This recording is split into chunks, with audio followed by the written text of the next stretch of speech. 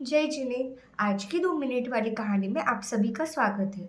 आज की 2 मिनट वाली कहानी का शीर्षक है मोह का पर्दा।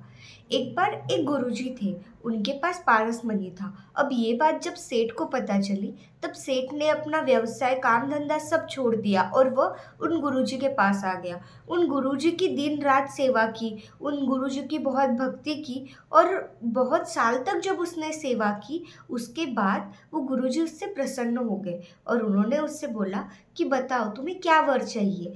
तब उस सेठ ने कहा कि मुझे कुछ और नहीं, मुझे केवल आपके पास जो पारस मणि है वो पारस मणि चाहिए। तब गुरुजी ने बोला ठीक है, वो वहाँ पे खूंटी पर मेरा झोला लटका हुआ है, वो लेकर आओ। उस झोले में लोहे की डिब्बी है, उसके अंदर पारस मणि है। अब यह सुनकर सेठ को लगा कि यदि पारस मणि है तो वो लोहे की डिब्बी में होगा तो वो तो स्वर्ण की हो जाएगी। लगता है मुझे किसी ने गलत बात बताई और मैंने अपने जीवन के 12 साल यहाँ पे व्यर्थ कर दिए।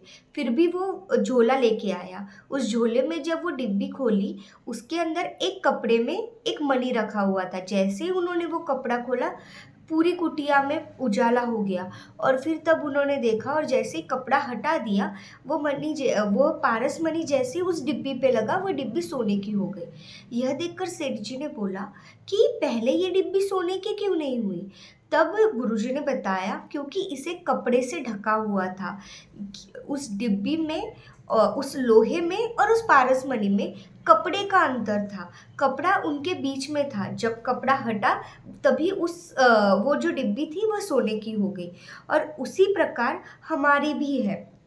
जब तक मोह का कपड़ा दूर नहीं होगा, हमें अपना जो वास्तविक स्वरूप है वह दिखाई नहीं देगा। यदि हमें अपना वास्तविक स्वरूप देखना है, यदि हमें अपना प्रकाशमयी जो पारसमणि समान आत्मा है उसे जानना है, तो उसके लिए सर्वप्रथम जो मोह रूपी कपड़ा है उसे हमें दूर करना होगा।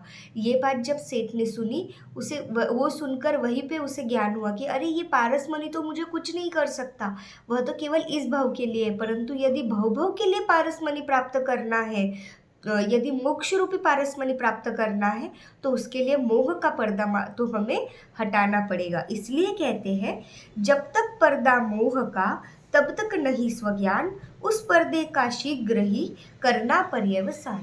जय श्री।